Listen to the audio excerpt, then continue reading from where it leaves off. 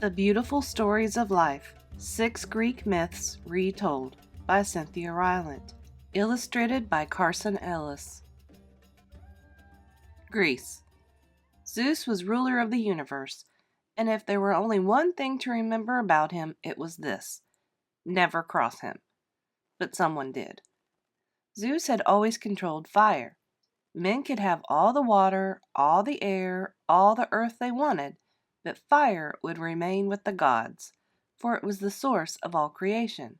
Without it, men would never find their genius, their passion, their own gods within. This was precisely what Zeus intended. But a heroic, and some say foolhardy, man named Prometheus tricked Zeus. He stole fire from the god of gods, and as always happens in the stories of life, action creates consequences. Prometheus not only drew the vengeance of the most powerful god in the universe upon his head, he also set in motion a story that would change the hearts of men forever.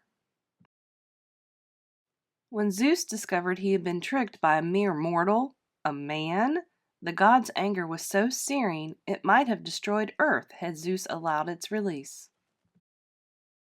But Zeus was not only powerful, he was shrewd. He understood that true vengeance takes place quietly, intelligently, and with a plan. He swallowed his rage and made one. Zeus took a good long look at men. He was searching for their greatest weakness, for that would be the target of his revenge. Zeus found man's greatest weakness by first finding man's greatest strength. It was love. Those who get what they want, both gods and men, rarely attempt taking it outright. A blatant grab for power is not nearly as effective as a subtle one. Prometheus, thief of fire, had a brother named Epimetheus. Epimetheus was not as cunning as his sibling. In fact, Epimetheus was naive, gullible beyond belief. He was also lonely, but for what or whom he did not know. There was simply a hunger in him, which had never been fulfilled. The god of gods knew what that hunger was. It was what most men on earth hungered for without knowing so. What Epimetheus wanted was the love of a woman. Up until this time in the universe, only men had lived on the earth. There were female goddesses in the heavens, but earth was deprived of the feminine. Zeus had seen no reason to create women. Men were both useful and uninteresting to Zeus. Why stir them up with women? But when fire was suddenly in men's hands, and it was inevitable that they could use it to create, to grow beyond their animal natures, the question of stirring them up became moot. With fire, the stirring had begun.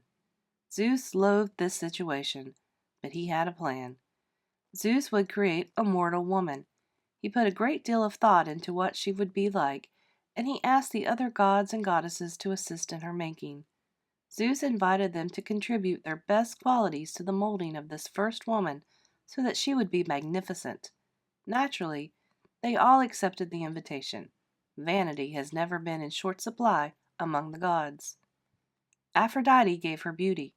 Apollo gave her intelligence. Hermes gave her cleverness. And so it went, god by goddess, until finally the first mortal woman was complete, and she took her first breath of life. Her name was Pandora. Pandora would be a gift from Zeus to Epimetheus, brother of Prometheus, thief of fire. Zeus would send Pandora with all her beauty, intelligence, cleverness, and rare femininity to Epimetheus, who was both innocent and desperate enough to accept an unearned gift from the most powerful god in the universe. Epimetheus would accept that gift in spite of the warnings from his brother, who was certain Zeus was up to something. Pandora did not arrive empty-handed. She was delivered to Epimetheus along with a beautiful ornate box, which came with a specific instruction from Zeus. The box was not to be opened. Epimetheus accepted this condition without question.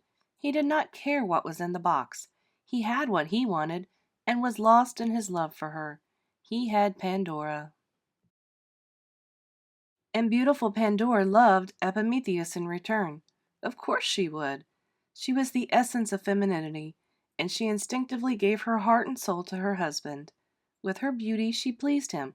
With her intelligence, she understood him. With her cleverness, she delighted him. Pandora was everything Epimetheus had ever wanted, and he no longer hungered for anything in the world. Pandora, as well, was deeply satisfied with her lot.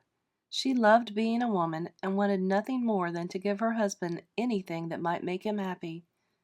This is why she could not stop thinking about the box. Surely, thought Pandora, whatever was inside the box was meant for Epimetheus, just as she was meant for him. Surely something wonderful was in there. A wedding gift from Zeus, perhaps, meant to tease them a while until the time came to lift up the lid. Pandora waited for word from Zeus, but it did not come. Her husband was not troubled. He was too content. Epimetheus was a man of a small mind and not one to care about finding answers to mysteries. But Pandora was made of the gods, and she cared. She cared about why things were as they were and what might be found inside a forbidden box. Being made of the gods, Pandora was perfect in every way, perfect in all ways except one. She lacked one quality that none of the gods ever needed, and so could not have given her. Pandora lacked patience. Waiting for something requires a strength unknown to the gods, for they have their own magic and they can concoct their own stories. Patience is a purely human strength, sustained by hope, and if it is inspired by deep love, patience can be in its own way invincible. Beautiful Pandora could not even imagine such a quality. So one day she grew tired of waiting, and she opened the box. Pandora first thought they were butterflies, the dozens of winged creatures that flew from inside. She reached for them. Then she caught her breath, horrified. Each winged creature had the face of a demon.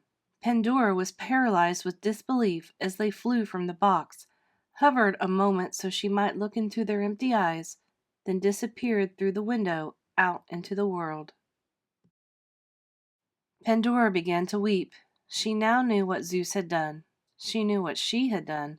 Together they had unleashed a multitude of sufferings upon mankind. Disease, war, starvation, depravity, insanity, whatever might create human anguish. Pandora wept, but then, impulsively, as the last winged creature exited the box, this woman created of the gods reached out her hand, caught the creature, and put it back inside. And with that one small act, Pandora changed the fate of mankind. For what she caught in return to the box was hope. Zeus had put hope in the box, along with the pestilence and the cruelty, believing that hope would not survive in a world so filled with suffering, and he knew mankind could not survive without hope. But Pandora reached out, and she captured it and did not let it go. Because she did so, and placed it back inside the box, hope is alive today. It lives in darkness, and in darkness, man finds it. If you enjoyed this story and would like to read the entire book, please check the links in the description box below. And as always, thank you for listening. Please remember to like, share, and subscribe.